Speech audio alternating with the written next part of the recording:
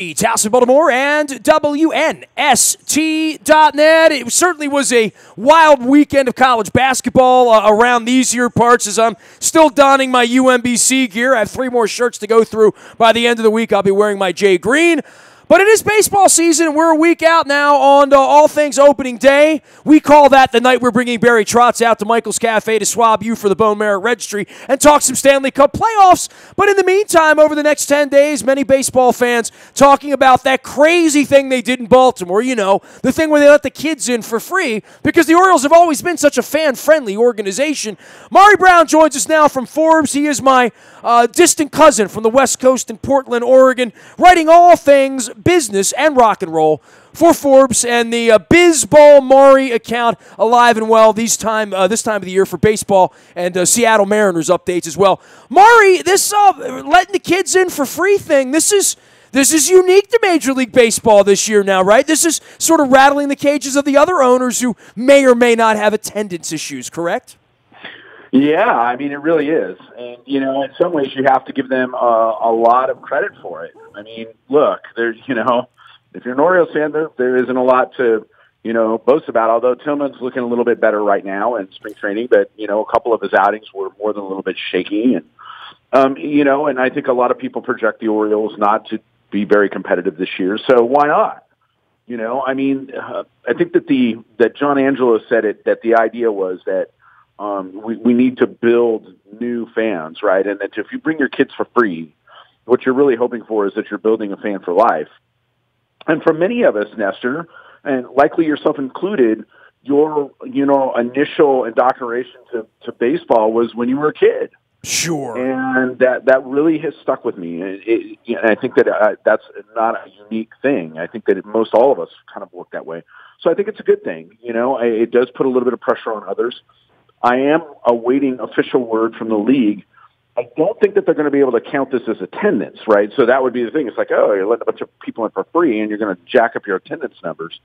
But the way that works, it should only be paid attendance. In other words, tickets. If they had just been deeply discounted tickets for the kids, they would have been able to count that. But if they're free, I don't think that they are going to be able to do that. You know, look, first off, you know of my history. You and I have had beverages and discussed this. I'm pretty on the record over 27 years and 25 years of the tyranny of Peter Giangelo's. First off, the old man can't be involved anymore because this is nothing he would have ever agreed to. So to me, the larger story for anyone covering Major League Baseball is Peter Giangelo's ain't running the place anymore and probably will never be heard from again in sort of that Ronald Reagan, Pat Bowlen kind of way. It's a sad story at the end of anyone's life. My father, when I lost my father, it was dementia in the end as well back in 1992. So I'm not here to bag on Peter Angelos. I've done enough of that for 25 years.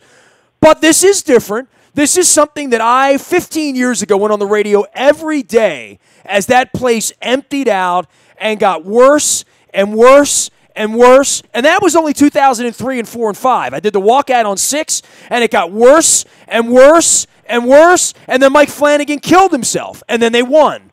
And, you know, through all of that, my prescription was always, first off, they refused to put Baltimore on the road jerseys for years, Maury, right? That was our radio station's cause, was that Baltimore D.C. thing, that if you want to be a Baltimore team, put Baltimore in your road jersey. But they refused to do that until the Nationals existed. Then they tried to wrap their arms around Baltimore after, quite frankly, urinating on Baltimore for 15 years and hugging D.C. as to keep that money. So as this story, you know, gets richer, the Blue Jays had the SARS scare, right? They let everybody in for $1 that night, right? I said at that point, I'm like, why don't they just let kids in for $1? Even after the All-Star break, when you know you're no good, you're out of the race, because they were that way every year for 15 years. But, Maury, this is a story for Major League Baseball because the Orioles are a little bit of a test tube in the same way the Falcons test tubed cheap food at the game, right? And, you know, dare I say that the movie industry would ever have cheap popcorn. That's how they make their money. But when you're charging $23 to get in on a Friday night to see the Twins play or whatever, maybe giving away a bobblehead or maybe not, these ideas about how to get more fannies in the seats, you're never going to see free tickets at an NFL game, right? But the dollar thing for me, I don't know why they just didn't make it $1 for kids, but, you know, free sounds better. But from an attendance standpoint, they would at least get to count the heads, right? Yeah, and like I said, I haven't heard back. I mean, this is what's kind of strange. I mean, my understanding has always been that paid attendance, right? I mean, you can buy tickets and not go to the game, and that still goes into the box score.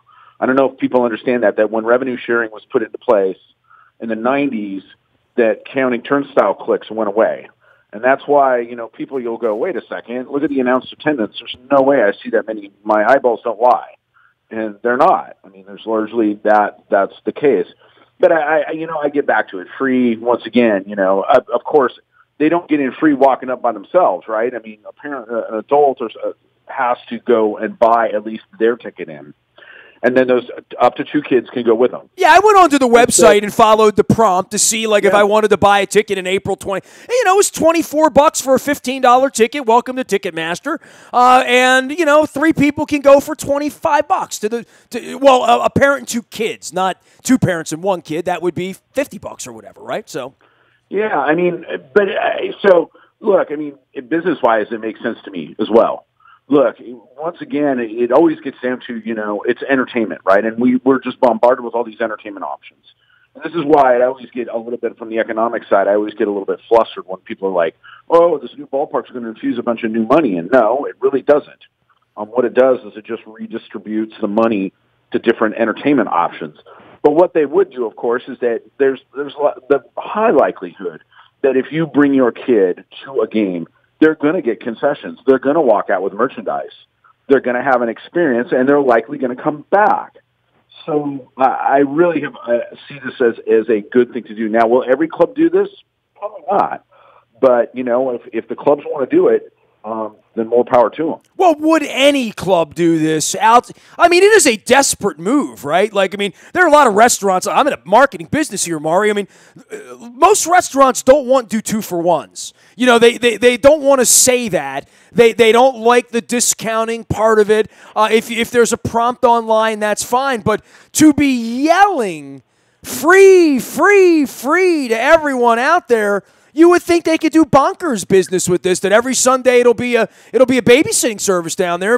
It certainly is a come on for that. But then, do kids like baseball? Will kids find it interesting? Will kids in a modern era where everybody's looking down at their phone, there is something desperate about this because the Cubs don't have to do it. The Angels don't have to do it. The Dodgers don't have to do it. The Red Sox don't have to do it. The Yankees don't have to do it. I guess the Rays could do it. The sad part there is maybe nobody would come anyway.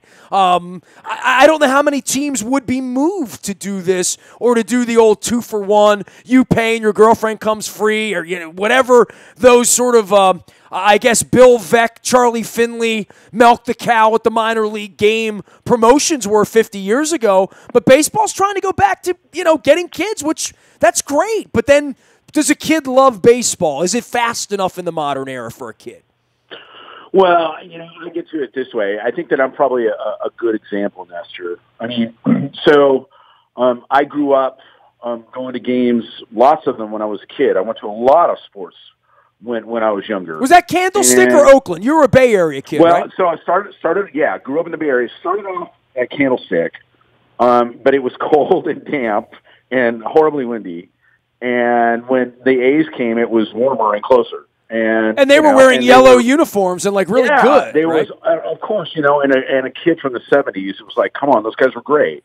How old were you in 72, 3, 4, 5 when that whole party was going on? Because they were the first team I hated, Maury, right? I'm from Baltimore. The first team I hated were the 73, 74 A's, right? Reggie Jackson, Rudy, Bando, Campy, Hunter, Holtzman, all those guys. That was the entire era I grew up with. They were, especially, Blue Moon Odom and certainly Rick Monday there for a while. It was those teams, Vita Blues, certainly. They were really that was what I grew up. When you think of baseball as a kid, you think of it being in Oakland watching the A's play, right?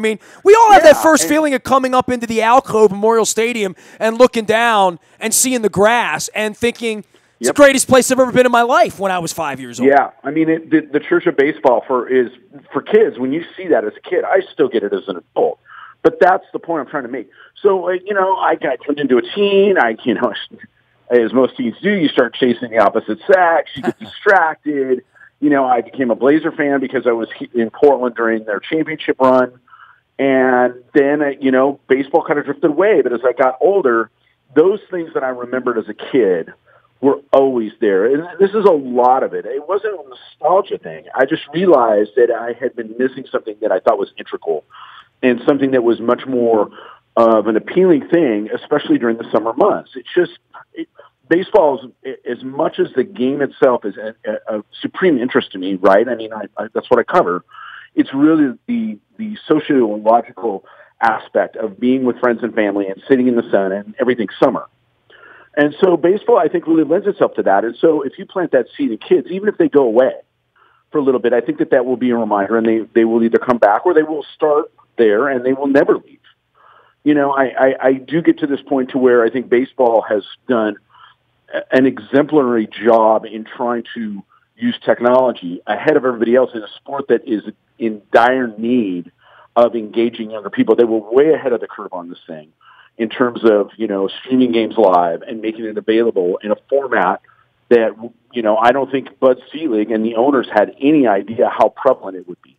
But they lucked out, and they did a very good job in leveraging that. So, look, I don't blame the Orioles at all. Is it one of those things where it's going to be a league-wide thing? No. And this speaks to kind of the way that these things operate. I mean, everybody seems to think, that the commissioner is sitting there managing and playing chess with all these guys all the time, and it doesn't work like that. Within certain business practices, they're allowed to do their own decisions and do their own thing within, reasonable terms. Well, I mean, that's part of the Tigers signing players and pissing off everybody else and the collusion part of all of this, but letting kids in for free, this is an interesting little test tube, and I would think that there would be some backlash to that. This is Major League Baseball. We don't let anybody in for free around here. That's not our business model, right? Like, literally.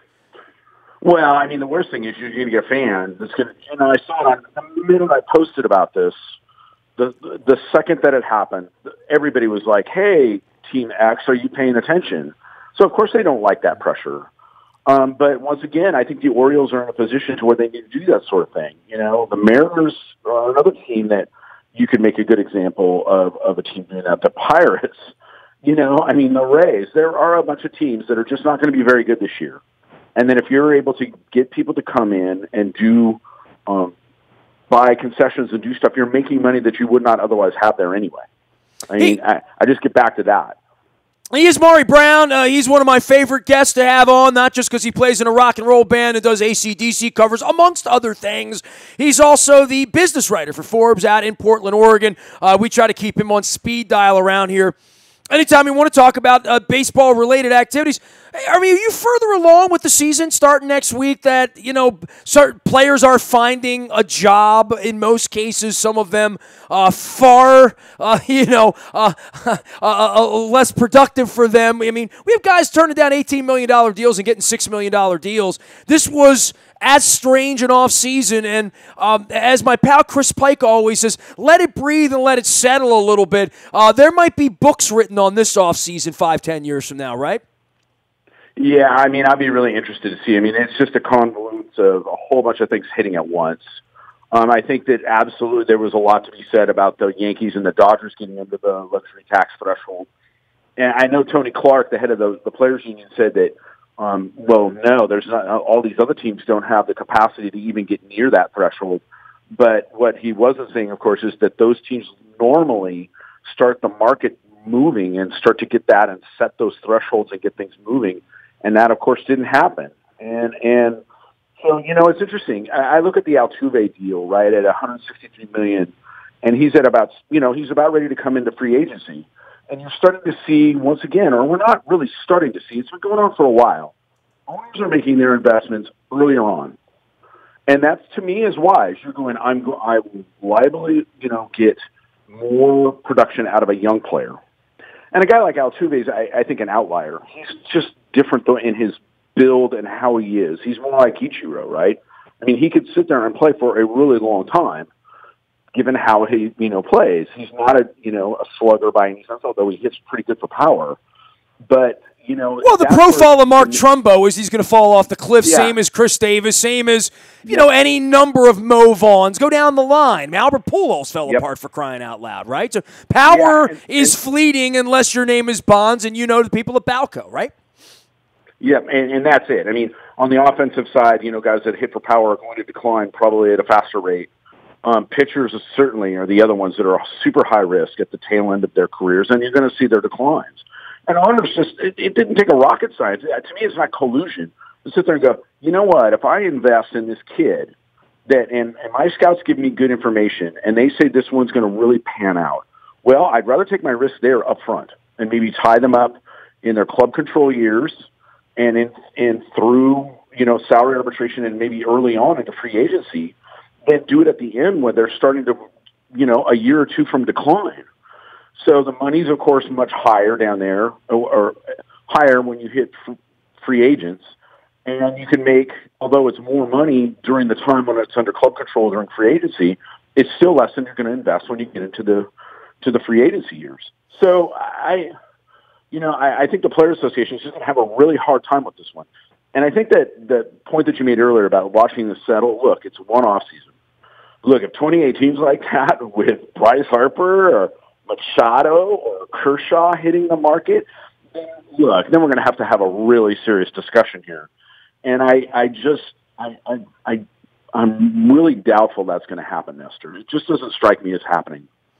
He is Maury Brown. He is Bizball Maury out on Twitter as well as out at Forbes writing about the business of sports, but he is at heart a baseball nerd. Fair to say that, right, Maury? I mean, there's baseball, then there's everything else in your life, so this is when it gets very interesting as we have an opening day in March. What changes are we going to see? And I know you're writing right now about minor league players and them being pushed around, which they've been pushed around. This start on second base and run home bastardization of baseball we're toying with, not to mention just in general the minor leaguers, and I didn't realize this, are treated as seasonal employees, right? Legally, right? Yeah, and this has been going on for a while. But look, the league has a lobbying effort. I mean, they have a PAC, just like many other interest groups do, and they lobby, of course, Congress. And out of that, they have been lobbying very hard to get an exemption to the labor laws that would make minor league players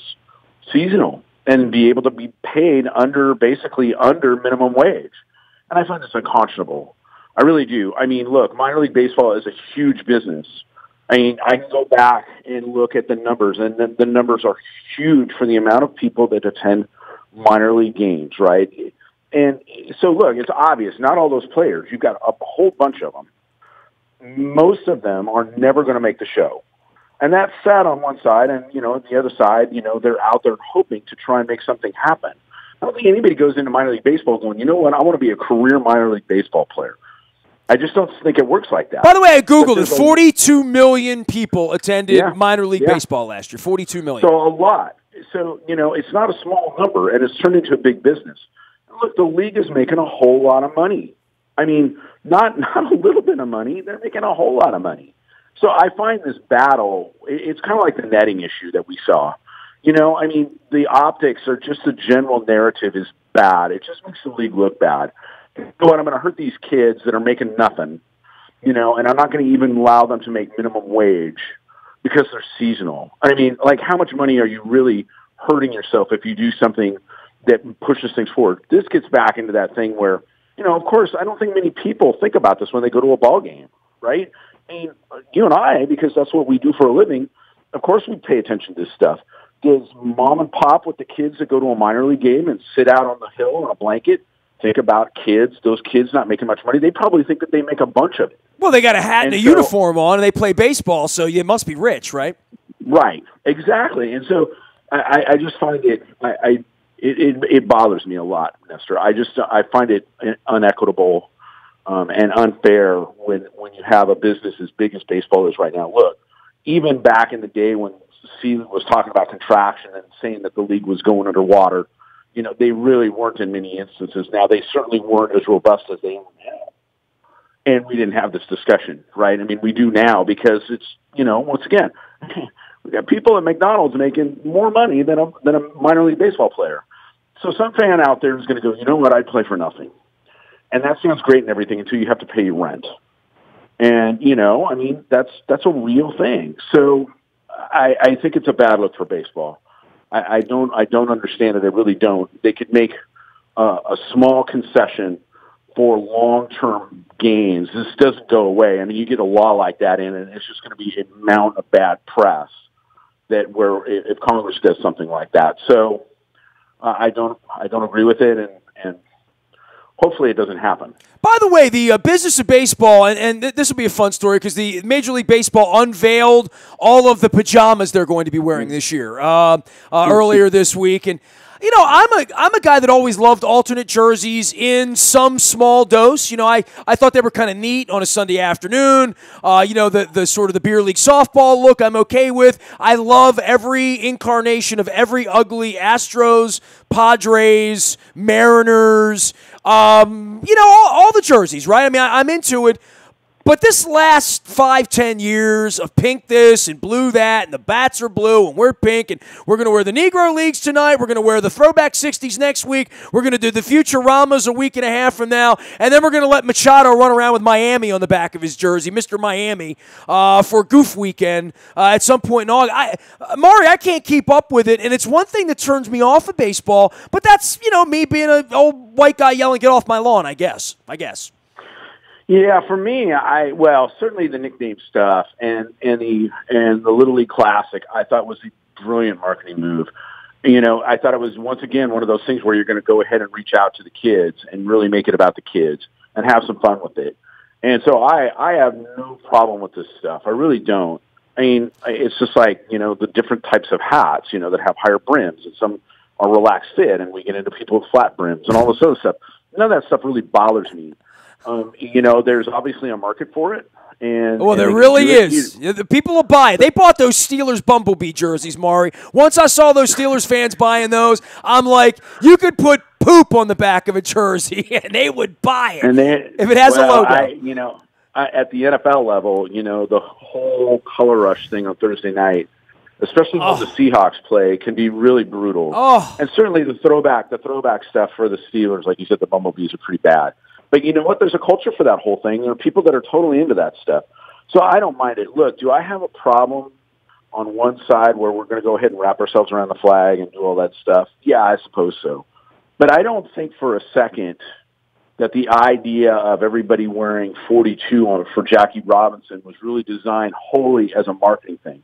There's absolutely marketing behind it. There's no way that there isn't. My problem is we brought up 15 or 18 promotions already, and these are going to go on over 100. It's too much. Yep. I mean, I don't have a problem with any of them individually. Like, I like the NFL pink thing. That's cool 10 years in, except there's going to be a blue, a green, an orange, a brown before it's all over with. I like the 42 thing the first day, but now you start stacking up all of this. I put the Orioles on any given day, and it's like they're wearing their pajamas. I hate to sound like the old guy, but there's something about a uniform that I want it to look like the team that I root for most of the time. You know, it's bad enough every 5 years they change piping and brims, and half the teams change. The Diamondbacks don't even know what color they are. You know what I mean? Most years. So that is weird to me as a fan, but I guess they're going to wear 20 different jerseys on 160 nights, right? Like, it's like that much now, right? Well, it does get that way. I mean, the thing that always drives me nuts is when I see a green Red Sox cap, you know, or for St. Patrick's Day. I mean, that's pretty weird. But look, Memorial Day, 4th of July, Veterans Day, you're never going to get away from that. Mother's Day, Father's Day, you're going to have that. Jackie Robinson Day, you're going to have that. Then you're going to have, of course, just the general, you know, home, your road jerseys, your alternates. Yeah, there's a lot. There really is. But, Nestor, there's one thing we haven't brought up that you haven't even seen today. You know, I ranked all 30 ballparks. You know where your Baltimore Orioles landed? You know, I don't. I did not know that you wrote that today, so now I'm going to have to go Google that. All right. Go ahead. Yeah, no, came in. I put, you know, Orioles Park at Camden Yards at number 2.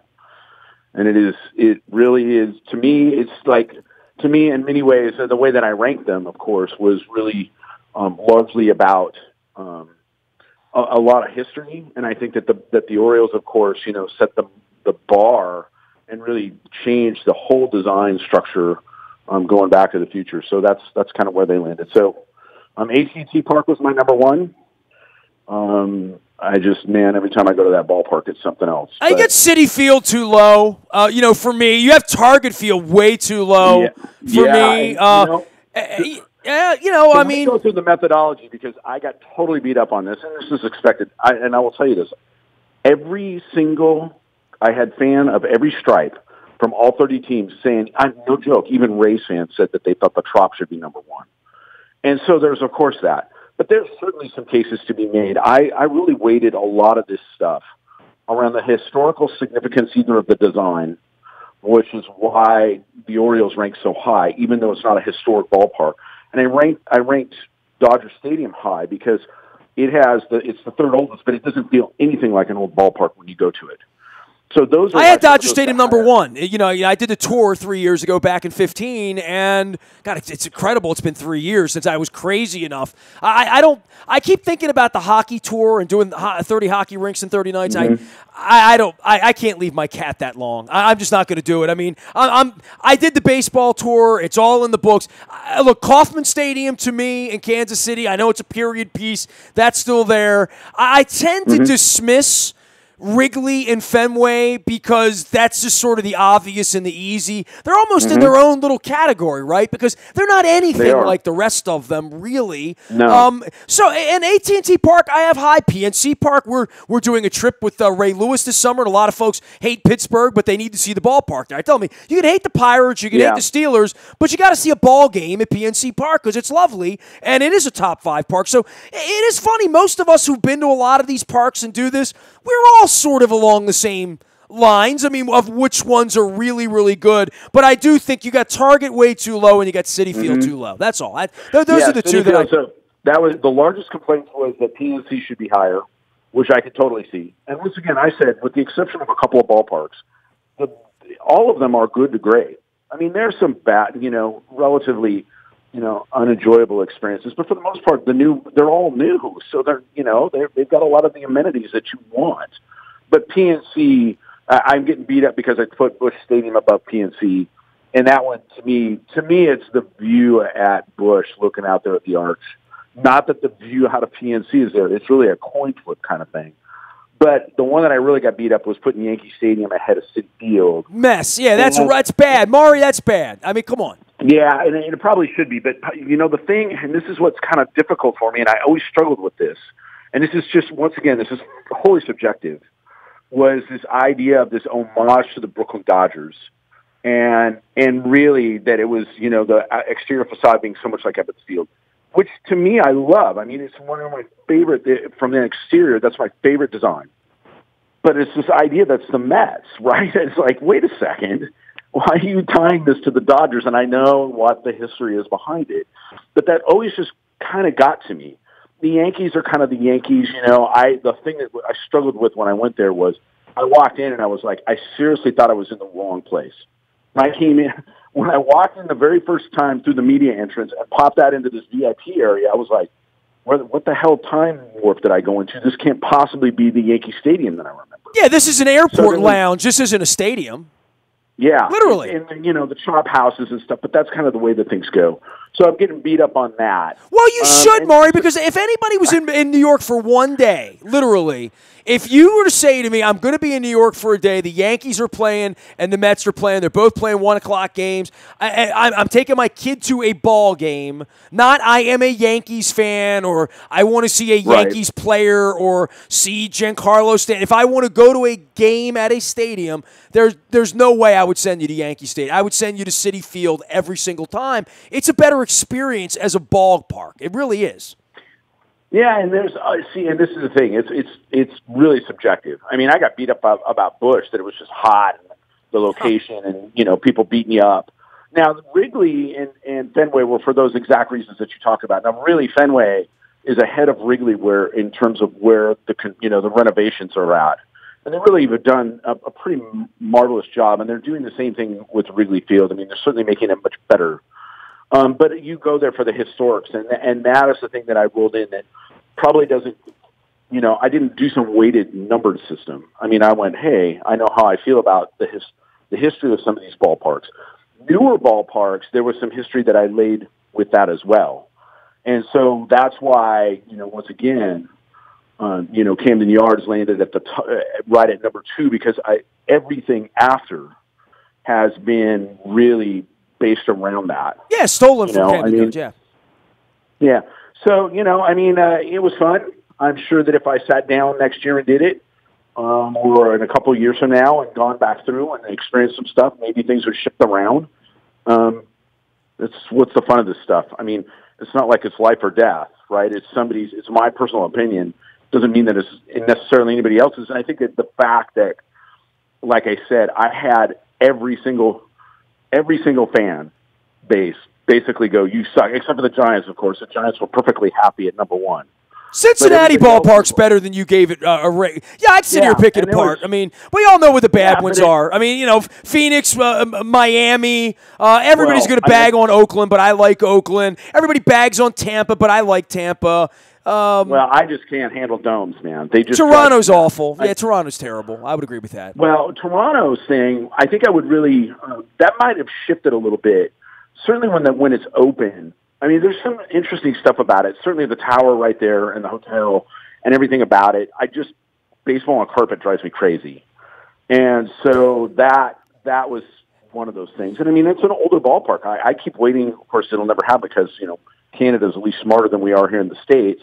They're not going to have the taxpayers pay for another one. But, I'm sure that if they could, they'd probably try and wrestle a new ballpark out of it. But some of the other ones were really nip and tuck. It was just, you're sitting there. The bottom's easy to do. The top's easy to do. In the middle becomes very difficult. And once again, it was one of those things to where I was looking at it in terms of some of the aesthetics on the exterior and getting beat up about Petco because that, I think, by some people are like, how could you possibly rate Dodger Stadium higher than this?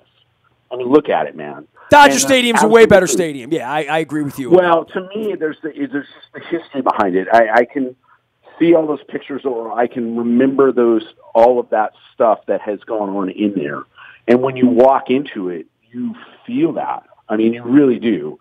And I have to be really honest. When you go in and you look at where Ben Scully was at, because I was there when Scully was still working, and went up there on Press Road, and you look at that. And you kind of get that feel. I'm looking at a Chavez Ravine, to be quite honest with you. And it's it's parking sucks. You have to drive up the hill there. It's basically up the strip.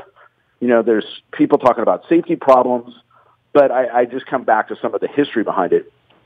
Petco would have been right there if not for the fact that you really used the template that you had out of Camden Yards to really do that. The Western Metalworks building, the B&O warehouse, they were very similar kind of thing. You did have, kind of the beach, picnic thing in the back, which of course kind of harkens to minor league baseball. They used a lot, some of the materials that they used at Petco I think are fantastic. A lot of that sandstone that works really well, of course, they're close to the water. The outside's cool. I would agree with that. Yeah, if I sat down and thought about all of them, they're all serviceable to great places, right? I find, some of these, it's a shame, we're talking about Nationals Park, and they put those garages in right in the outfield and block the views. Not that the views would have been easy anyway, but, you got to go really up to the nosebleeds and really stand on your tiptoes before you get any kind of views out of it. Now, I understand that it was like, hey, man, this is what we have available at, a $600 million at the time free ballpark. But, that's why it's kind of the way that it is. At least it's on the Metro stop, dude. As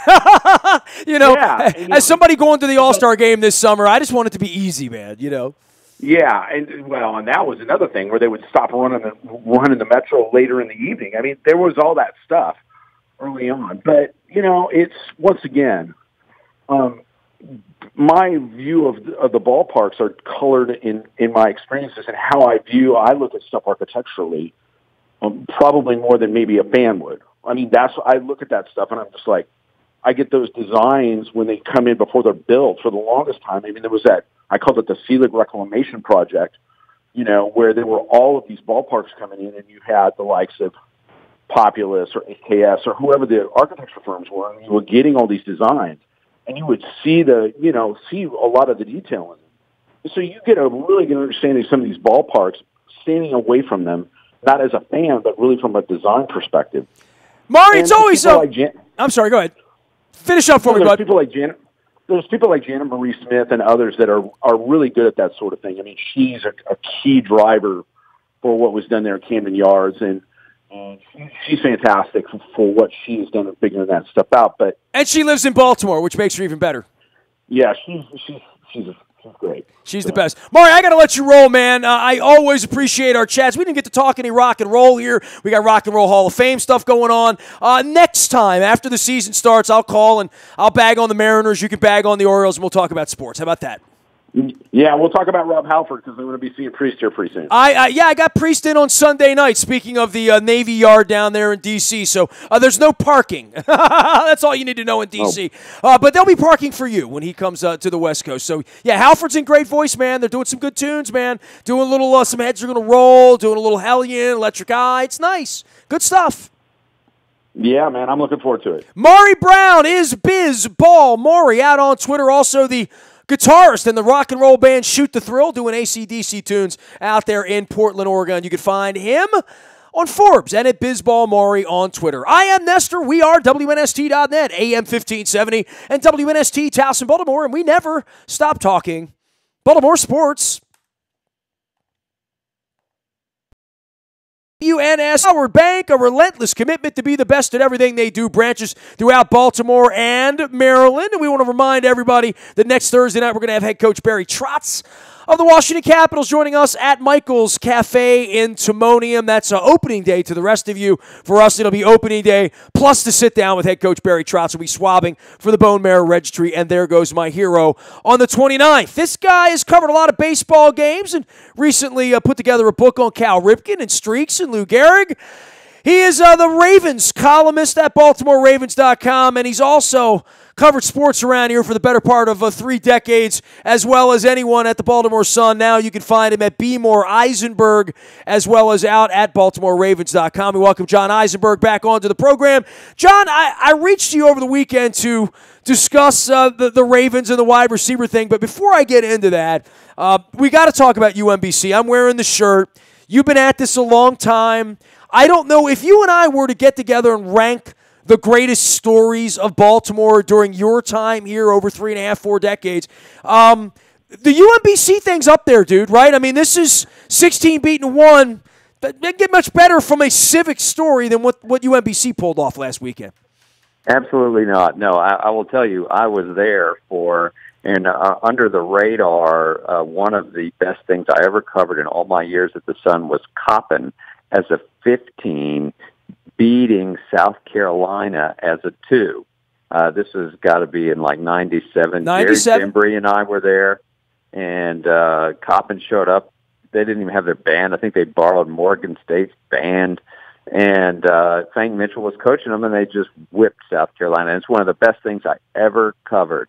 And so that's on my top 10 of things I ever did at sports. So at the Sun for 10 years, for all those years. So I would say that this surpasses that. So just incredible to watch. Not only that they won the game, but that they just slaughtered the number 1 team in the country, and that they made history. I mean, I don't think they realize this is their name will now be forever. I mean, people remember this stuff, and this is NCAA basketball.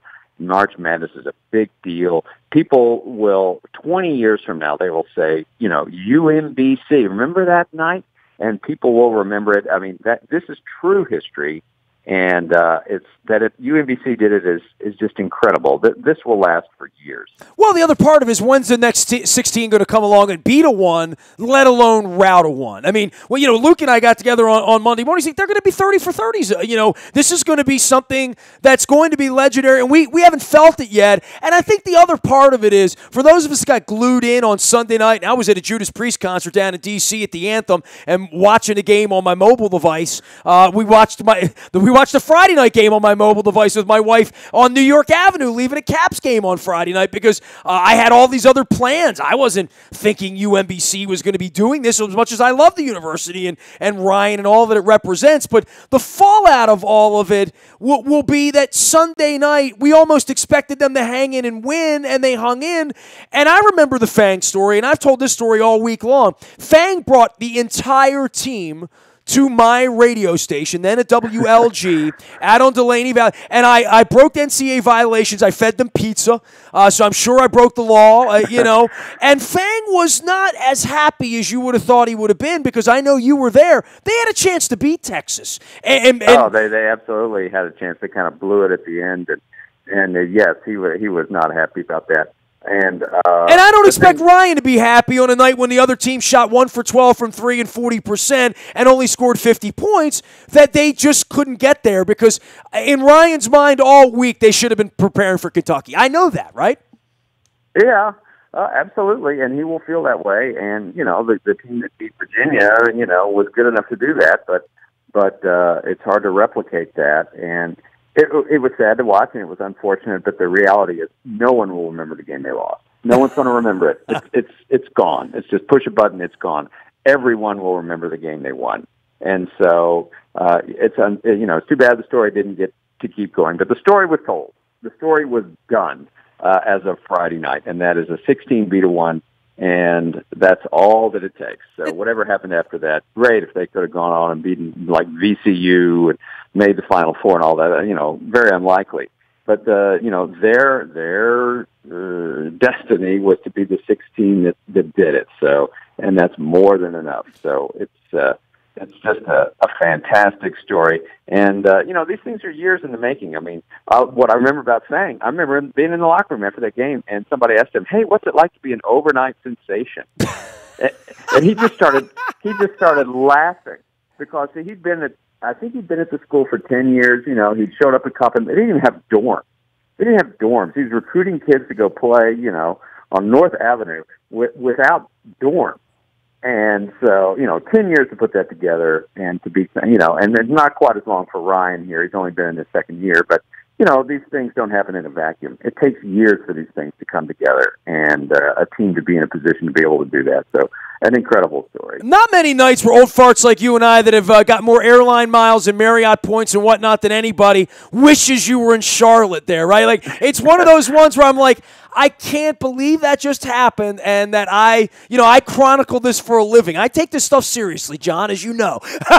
and I'm like, damn, I missed it. And then Sunday night, I was like, do I want to go down to Charlotte? And I like, you know what? If they win, I will be in Atlanta on Thursday. I will watch them get blown out by Kentucky. I will enjoy if that's what it takes. So I was committed to Atlanta on Thursday, but I am a little sorry I missed out on that. I wasn't there the night Maryland cut the Nets down in Atlanta. I was there for the Kansas game, but that was opening day on Monday, and I had a live broadcast in Baltimore because it was opening day in Baltimore. So it is weird that, when that thing comes up, it's completely, you can't predict anything. Every time I carved out my schedule for Steve Francis, I wound up in Knoxville, Tennessee, very lonely at 10 p.m. on a Thursday night, Yeah, I do wish I'd been there for that. But, I had a real good time watching it on Friday night. That was just incredible sporting event. I mean, that really does, you do get down to the sort of the bare bones essence of why this is interesting to anybody. And that is, you really don't know what's going to happen. You think you do. And, there's all sorts of analytics and suppositions, and we've got a pretty good idea about stuff. But every once in a while, there's just no telling because that's probably as unpredictable an event as you will ever see. To not only have the 16 beat the 1, but just to beat them to death and just run them out of the gym. Broke their will. Yeah, broke their will. Really? They had nothing left in the last 2 minutes. They were just standing there. So it was like, oh my God, look at this. Be More Eisenberg's the way to find John Eisenberg, of course, at BaltimoreRavens.com. Not many stories that, this time last week, if I would have said to you, the Ravens are going to go out in the market, they're going to sign a wide receiver, sign another wide receiver, then come in, flunk his physical, the next day bring in another wide receiver. There's hokey pokey being alleged, which, if I'm the agent for Ryan Grant, I'm probably going to allege that, and certainly not, the finest couple of days in the history of the Ravens, but not much could upstage that or get that off page one quite the way UMBC did. If you were looking for a Friday afternoon news dump, I guess the Crabtree thing is there, but it was a very, very active week for the Ravens. Ryan Jensen, lots of stuff going on out in Owings Mills, so let's pretend that UMBC didn't win. We'll start this segment right now, John. What's going on with the Ravens, man? I guess the receiving core got better last week. I hope it got better, right? Well, yeah, I guess, yeah. I mean, that's certainly where all the focus is, and as it well should be. And I do think, Michael Crabtree signing was a good one. It sort of fell in their laps. That is the way this works. I wrote on the Ravens website, I was skeptical about the Ryan Grant thing. That was a lot of money for that young man with under 1,000 career receiving yards. It just didn't add up for me. Now, Ozzie Newsome was pretty adamant in his press conference on Friday. We saw a role for him, and a lot of people were going to look bad. But that's strong talk. But I just didn't see it. But Crabtree they got for less money. They got Crabtree for less money than Ryan Grant. So almost by any calculation, that's a good deal. So whether he'll be 31 in September. He's coming off not his best year, but he's had a lot of really good years, and he does play like a Raven. He is feisty.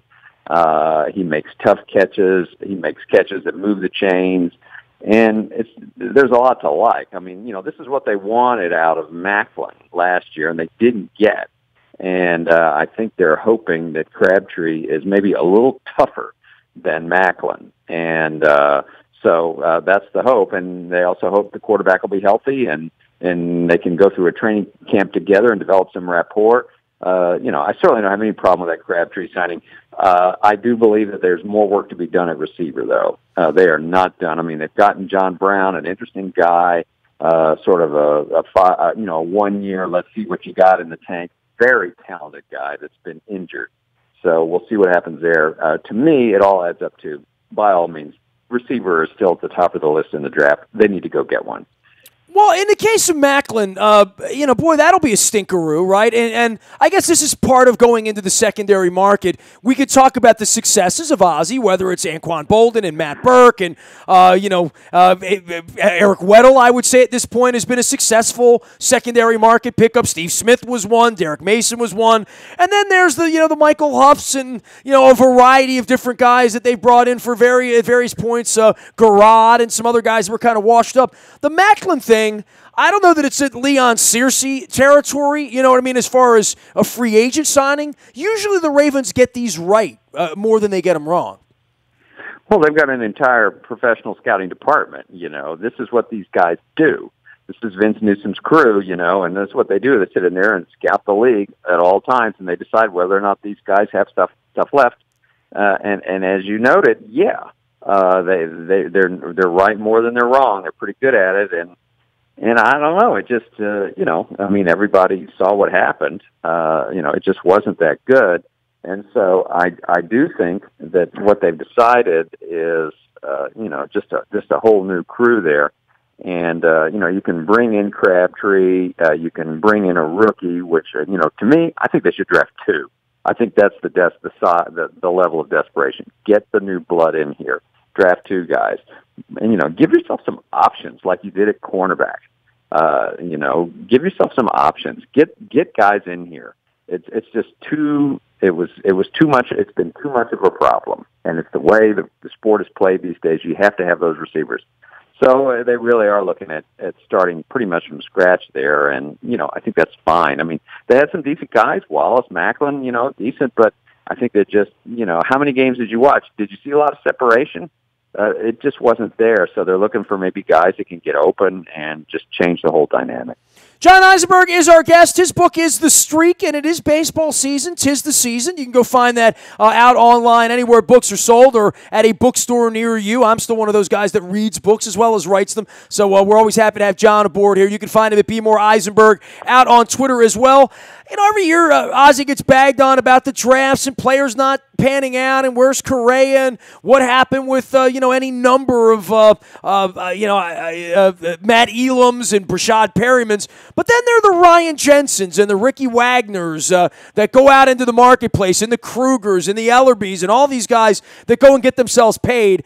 I can't be an advocate of giving Ryan Jensen that kind of money. I guess Tampa had a severe need there, obviously, and a quarterback that they've been hard at work and grooming to be a championship player. Jensen, I mean, from Nowheresville and on the bench and a taxi squad to this kind of a deal, it's an amazing thing, and I guess it is a tribute to how hard the kid played. And I like him. You like him. Everybody liked Ryan Jensen if they knew him. Oh, absolutely. It's it's you won't find anyone the Ravens are sorry to lose him, but this is a Raven, drafted and developed and has been a creature of the facility for 4 years and was very popular. Not only that, he's a guy that I believe community relations, if they needed somebody to show up and do something, he was the one who would do it. Just a good soul. And so it's very hard for people in the organization to really feel badly about a guy like that getting some real money. So good for him. I think the Ravens feel that they can find somebody else. I mean, they've got Matt Skura, who has not played it. He did play it in college. And they've been very good. I mean, the record is pretty incredible, Nestor. I mean, you've got Coleccio Simile in 15, Ricky Wagner in 16, Jensen in 17, all leaving, I believe, as the highest paid guys at their positions. Well, put Ben Grubbs in there, too. I mean, that wasn't far back before that. I mean... Yeah. So they're good at it. They're very good at drafting and developing. And Simile was second round. Wagner was fourth or fifth. I can't believe Jensen's the same third day. So, you're not looking at high picks. They're very good at that, and I think they're in the process of doing it again. I mean, look, they gave James Hurst some money, and fans may roll their eyes, but he's a guy that can play 4 positions along the line. He's developed into a decent player. He's huge, and he's versatile, and durable more than anything.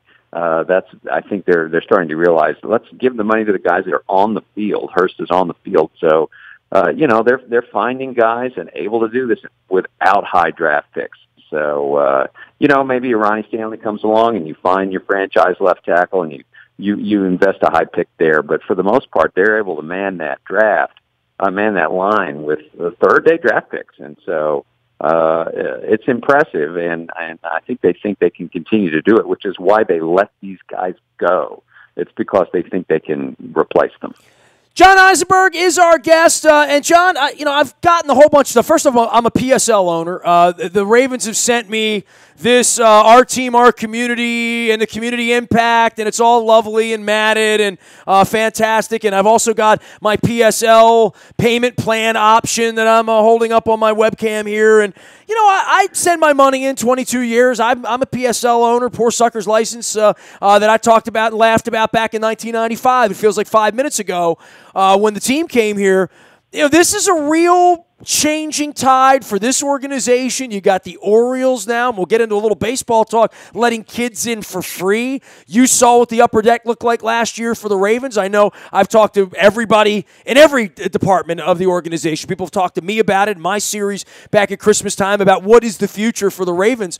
This is a real crossroads, I think, for Baltimore as a city, as a community, for what downtown's going to represent, for whether these teams are going to be here for the next generation. And dare I say, you remember going on all those Herbie Belgrad crab cake missions, trying to get the team here to begin with. And to some degree, I looked at the late 90s and the early part of this century as a miraculous thing in my life, being a sports guy who watched the football team come here, win a couple of championships, the baseball team, what the stadium represents.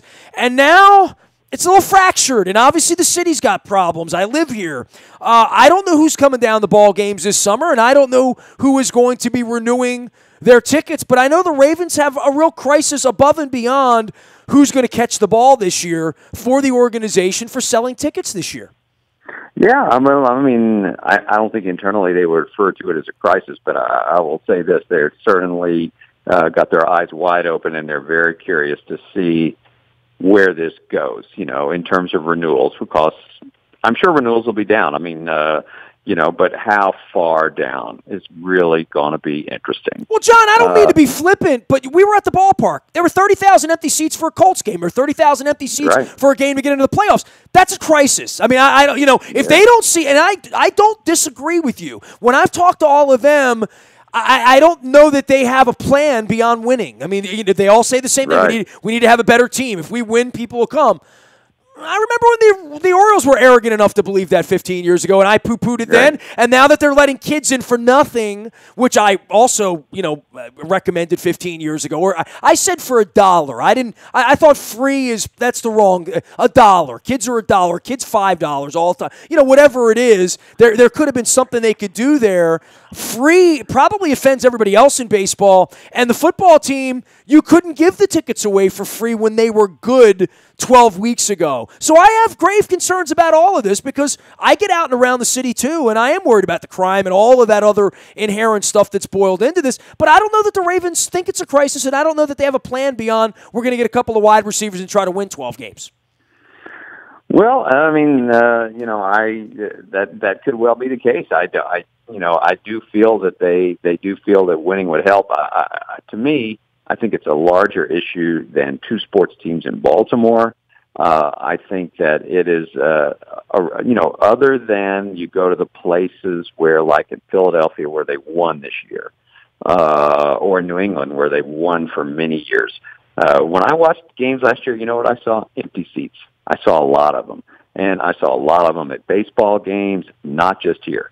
And so I do think we're at a reckoning point now where we're approaching it, where the real question is, how much are people, what are they, they don't have whether they have the attention. We could do countless shows on it. Is it, whether they have the attention span to go to a game, less and less people just want to do that. Just go to a ball game and sit and watch for 3 hours. If they can't be on their phones, if the Wi-Fi isn't good enough, they're not happy.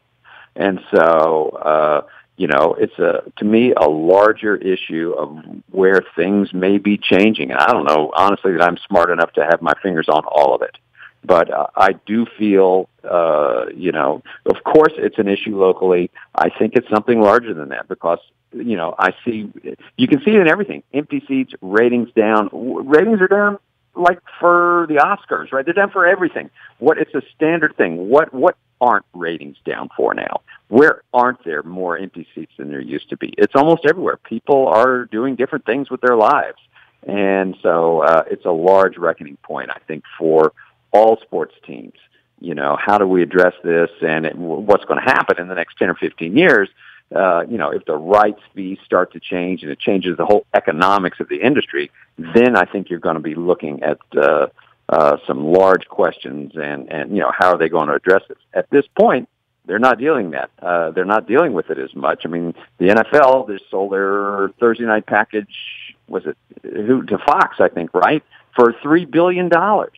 So the money is still coming in. So, I think that, that's why I'm hesitant to call it a crisis.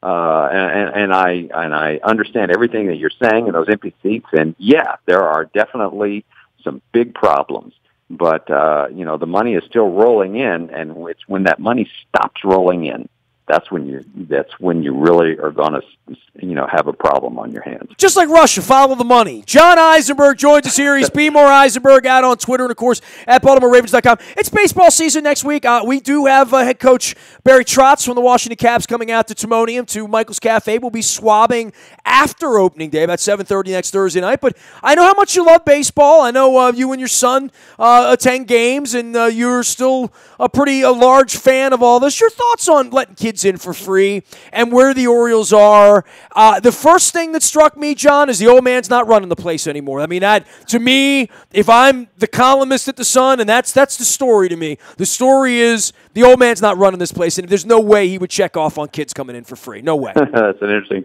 I hadn't thought about that. That is certainly possible. Yeah. I think it's good. I think it's interesting. I think the seats were going to be empty anyway. So, the seats are going to be empty. Why not just let some kids in for free? You get some good PR out of it. It's what baseball should be doing. They have enough problems with young people and getting them going. So, I think it's a pretty good move. I don't see football teams following suit with that. There's 81 baseball games. That's the difference. But I think it's fine. I think it was a good move by the Orioles. On the field, anything you want to say about the pitching? I mean, are you available? Wick, can he get a couple innings in, something like that? He's retired. But I don't know. To me, it looks like they're a starter or two short. So it looks like the Cashner signing, spring training has gone pretty well. I mean, but who knows with spring training? Bundy looks terrible, but they're hoping that he'll be fine. So, Bundy, Gausman, Cashner, that looks pretty good.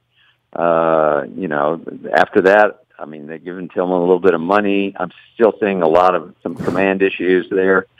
So I don't know. They have some nice players. It might be the year to enjoy having Manny around because he may not be here after this year. So they do have some nice players. They're going to hit the ball some, and they might have a decent team on the field this year. Of course, the larger question are long term. So it's almost a point where you just have to close your eyes and say, well, it might be a good year this year, decent year. We've got Manny still on the team. Because he probably won't be next year. So, it's kind of a sad state of affairs in that regard, but it is what it is. John, Cashner's beard is Exhibit B, or Exhibit 2, that Angelos isn't around anymore, so, or isn't running the place anymore. Yeah, very true. We're relaxing all the rules. If you see me in the press box on opening day, you'll know that hell is completely frozen over, that climate change is real. John, always a pleasure, man. We'll be reading you out at BaltimoreRavens.com. I know you're working on another book. Good luck with the streak. Go sign some books here as baseball gets started, and we welcome opening day again. Always a pleasure to visit with you, pal. Always fun. Thank you. John Eisenberg, one of my mentors and friends for the better part of 3 decades from our relationship back at the Baltimore Sun these many years ago. You can find him at B. More Eisenberg as well as at BaltimoreRavens.com. I am Nestor. We are WNST.net, AM 1570, and WNST Towson, Baltimore, and we never stop talking Baltimore sports.